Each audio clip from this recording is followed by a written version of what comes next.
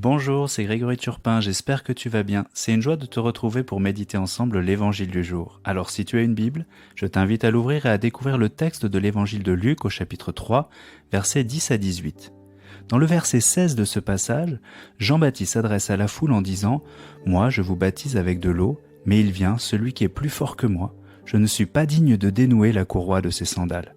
Lui vous baptisera dans l'Esprit Saint et le feu. » À l'approche de Noël, nous redécouvrons le texte où Jean-Baptiste annonce la venue du Messie. Cette venue ne se fera pas toute seule. Il est intéressant de constater que Dieu compte sur la bonne volonté d'un homme comme Jean-Baptiste pour préparer la venue de Jésus. Il compte sur quelqu'un comme vous et moi pour l'aider dans le plus grand projet divin pour l'humanité. Quelle espérance!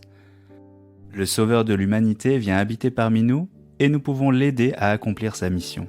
Et pourtant notre actualité semble bien sombre, les difficultés de nos vies nous font parfois désespérer. Si vous pensez que l'espérance, c'est croire que ça ira mieux demain, vous vous trompez. Cela n'ira pas forcément mieux demain.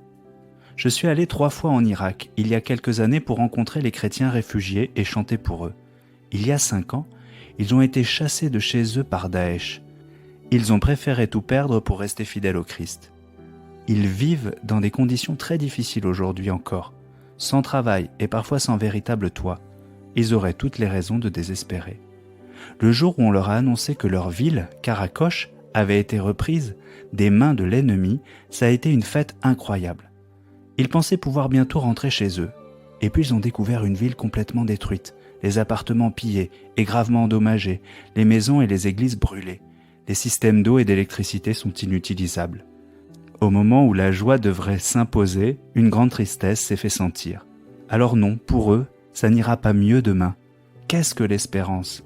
À l'entrée dans la ville de Karakosh, il y a juste quelques hommes présents dans la ville déserte et saccagée.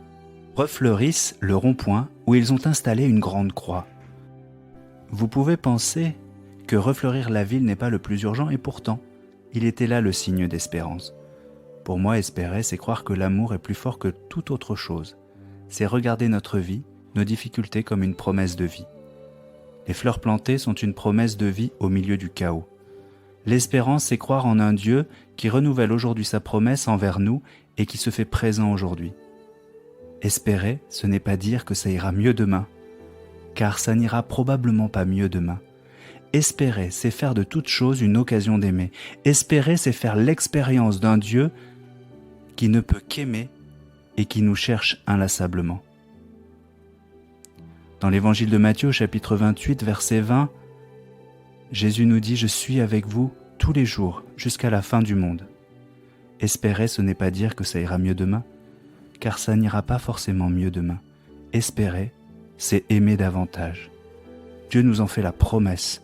L'espérance ne déçoit pas, puisque l'amour de Dieu a été répandu dans nos cœurs par l'Esprit Saint qui nous a été donné. C'est dans la lettre aux Romains au chapitre 5, verset 5. Merci pour ton attention. N'hésite pas à commenter ou à déposer une intention de prière. Je te souhaite une excellente journée.